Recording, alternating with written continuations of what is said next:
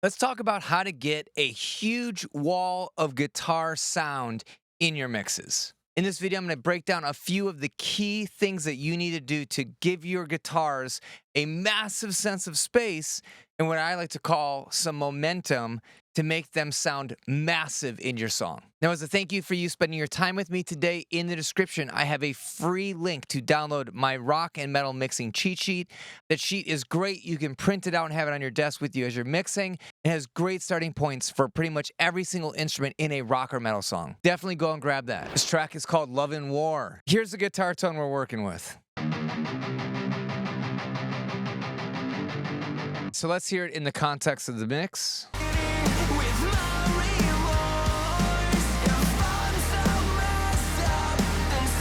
That sounds like a wall of guitars.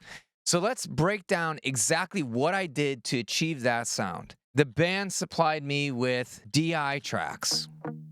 Sound like this. Ran it through Neural DSP, Omega Ampworks, AmpSim. Here's what I did for the tone. You don't necessarily just want to copy and paste this because you need to worry about your gain staging. Because, for example, if your DI track is a lot hotter than this, like this, you're going to get a much more distorted sound compared to what I had. Okay, so basically find the input to the point where, it starts breaking up a little bit and you still hear the tone in the melody. Let's try to keep it on the chill side. You don't want to be too aggressive. I did the same thing for right and left guitars. Now for that guitar tone, it is a little harsh right out the gate. So I like to do a little EQ.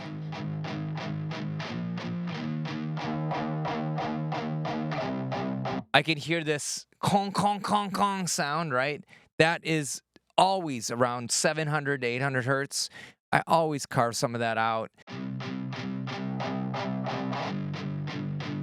It just builds in a little bit more space for the vocals and bass to live, okay? It's really important. And the top end is still a little sizzly and harsh, so let's add a little bit of a cut, maybe around 6K, but let's find that frequency that's annoying us. Now, to me, that sounds like digital harshness on an amp sim. And I don't think real guitars tend to sound that way, so I'm going to do a little bit of a cut here, and let's see what that does to the tone.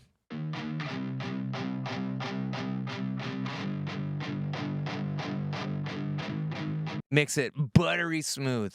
Got to get rid of this digital harshness. 5.2K. Gross. All right, but there's still some more. Let's do some more hunting. There's usually something with amp sims that lives between 3 and 4K that we probably want to get rid of. It's just this really bright, annoying crap. Let's find it. There's a spot in this range where it feels like your ears want to bleed. That's where we want to cut it.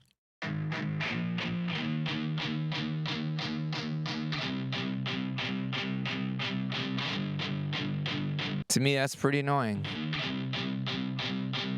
Yeah, that. Let's get rid of that. Better. So let's do before and after that EQ.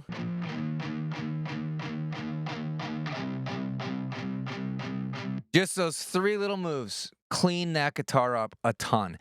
Now, we need to take all that stuff out because if we don't, the whole sound of the guitar is going to feel a lot more mono and gross. It's not going to give you that full wall of guitar sound. Another fun trick is we need to make sure that there's room for the bass to live in this song. Otherwise, the guitars are going to be battling the bass. And again, you get this imbalance and it doesn't feel massive. So I'm going to lean on the trick that I've been using forever. Thank you, Andy Sneap, for coming up with this multi-band compressor trick. I do this on almost all my guitars, especially for rock and metal. But basically, it's Wave C4. We only activate the low band. We have it go to about 250 hertz, and we're just ducking down any of the palm muting boom or bloom sound that comes out to get rid of that, make it nice and tight so that the bass guitar can fill in all that crap for us. Let me dial this in for you quickly. We're going to have a little bit of an attack on it because I want a little bit of the palm mute to come through, but I don't want it to get unruly. So somewhere between 20 and 40 milliseconds is good, and then we can have our release as short as we want. You don't want to get it over probably 50 milliseconds or it's going to start lasting too long and take some of the natural power away from the guitar.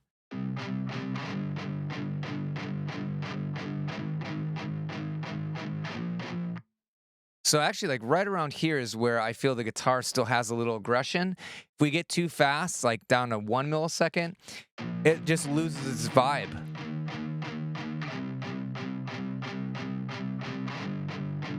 Yeah, right there. And I like that release time. That's all we got to do. Low end is tightened up now. We fixed the mud with our EQ choices right here. We got rid of the harshness, the sizzle right here with these two little guys. Now what? Let's add some momentum to this track. All it means is that I want to add maybe a room reverb to this bad boy. Normally, reverb, delay, things like that on rhythm guitars are no-no. But if we want a wall of guitar sound, part of that sound is a wall of guitars. So how do you psychoacoustically make a wall of guitars? You have to put it in a real space. People record DIs all the time for music. That's cool. I love DIs. The problem is it doesn't sound like it's in a real room. It sounds like your ear is like injected into your guitar and that's it. That's all you get. So let's add a little bit of room tone to our guitar bus to make it feel like it's in a space so that there can be a wall of guitars. All right, check this out. On our guitar bus, I'm adding this send effects to Lexicon Room. I'm a bougie reverb kind of guy. I like the Lexicon plugins. They sound killer to me, but that doesn't mean you need to use this one. Just get something that has a room sound to it. If you have an impulse loader, find a free room impulse response online somewhere and put that bad boy on. It'll probably be fine. Let me show you what it does to that one guitar. So I'm going to ride this up. We're going to send more and more of the guitar to this effects. We're going to send more and more of this effect to this guitar bus, and hopefully you'll be able to hear what it's doing to the sound. Here we go. Notice how it kind of makes the guitar feel 3D, how the reverb kind of washes over to the right side. That is part of the sound, okay? Also, I want you to notice how long the reverb is. It's not that long, right? It's short. That's because reverb isn't that long in a normal sized room. We don't want it to be in a cave. This should sound like it's in a room. So let's dial in a reasonable amount of reverb.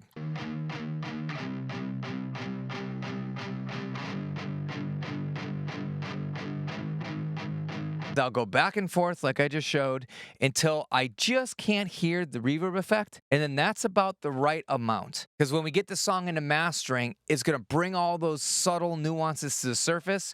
And so it's going to make it sound even bigger. But for this tutorial, you know what? I don't even care. Let's push it a little bit louder. I want you to hear the effect in the mix. So it sounds like this. Maybe a little more. Why not?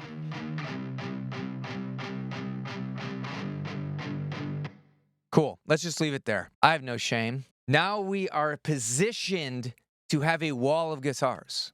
Now, because I was the one that designed this guitar tone and everything, and I know that we're going to have the same guitar tone from left and right, I'm literally just going to copy and paste the settings over because I feel like being an efficient mixing engineer today. Not always, but just today. So we should have two guitars now that sound like they're in a room together.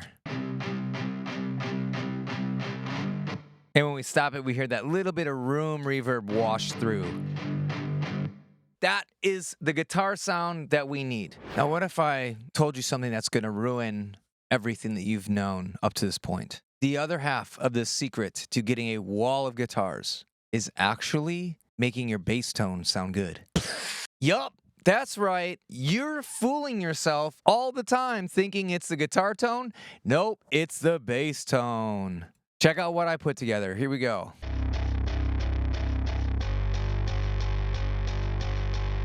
Same situation. I had a DI to work with. I distorted the top half of the bass using Mammoth. This plugin actually sounds pretty killer. Here are the settings I use. I use this purple channel. Makes it sound cool. Here's what it sounded like before.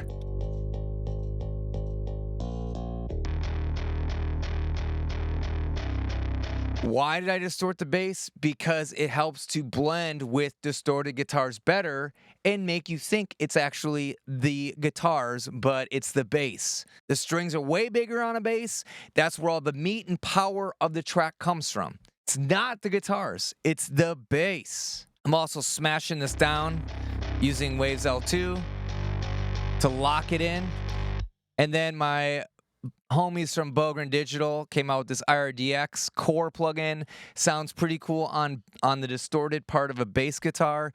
Adds a little bit of life back into it. Helps enhance the transients. And also, I think it adds a little bit of saturation. This is without.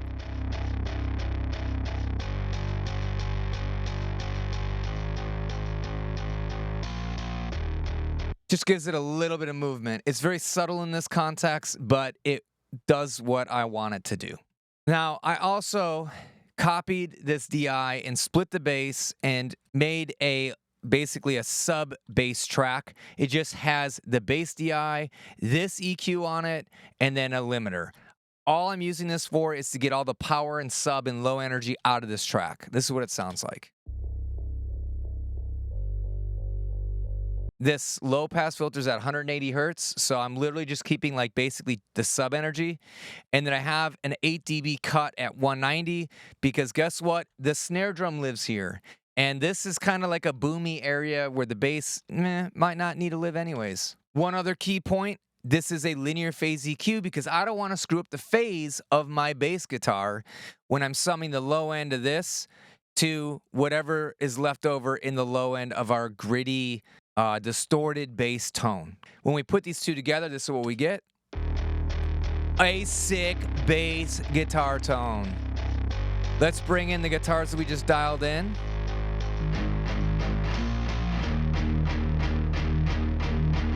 It's close, but it's not quite there yet. I got two more tricks for you. Number one, sometimes when it feels like the guitars are separated and the bass is in its own place, we need to connect and bridge the guitars and the bass together. I love to use this plugin by Soundtoys called Microshift. Looks like this. I set it up on a send effects bus, and we're just going to send our bass tone to this like chorus effect. It's going to make the bass stereo. A lot of people freak out when they hear that, but check it out.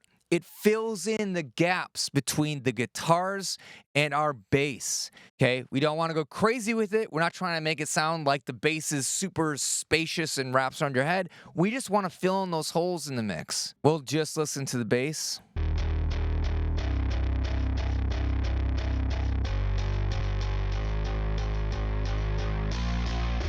Like that sounds cheesy and annoying. We're not going that high.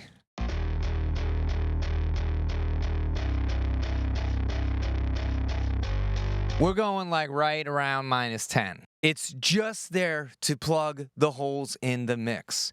Now, one final thing I want to do to really bring this home that I didn't think I was going to need to do, but guess what? I'm going to do it anyways, is I'm going to compress my guitars bus using this Renaissance Axe Stereo plugin. This is by Waves. I'm just going to grab it. I think this is basically like a opto style compressor, probably followed by like an FET style, like an 1176 or something. I don't know. It just doesn't sound bad. It sounds really good on guitars, and it brings up all the detail and nuance that's kind of hiding under the signal a little bit. It's going to add the glue to help lock this in and make this into a wall guitars. They also have an attack slider here that allows you to dial back in some of that emotion that gets sucked out when you pull this threshold down. I find this is like best at like maybe 15 milliseconds or... If we just listen to the guitars.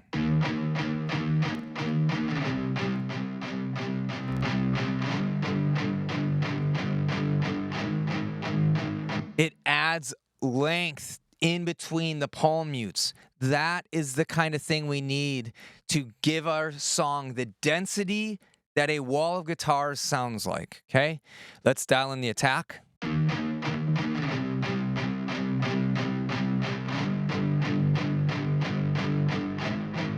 Actually, like right around here, right around 20 milliseconds, feels the best to me. We get a little bit of this motion from those palm mutes. All right, that is the wall of guitars. Let's hear it with the bass and all the guitars now.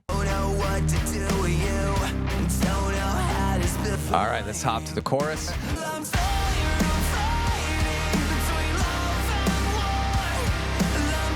That is massive. One more time. Let's get rid of the vocals so you can hear that wall of guitars, baby.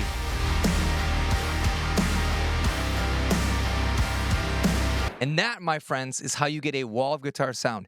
It's not just the guitars. It's the guitars and the bass. So try all these little tricks that I showed in this video in your next song and let me know how it turned out. And by the way, do you use any of these things that I showed in this video? Let me know which ones are your favorite in the comments below. And if I forgot something that you're doing that I should kind of have on my radar, also let me know in the comments. I want to remind you that I have that free rock and metal mixing cheat sheet in the description. That is yours for the taking. Go and grab that. I poured my heart and soul into that little piece of paper so you can have an awesome reference anytime you need to mix a song. My name is Bobby Balo. I'm the mixing and mastering engineer at Raytown Productions, and I'll see you in another video.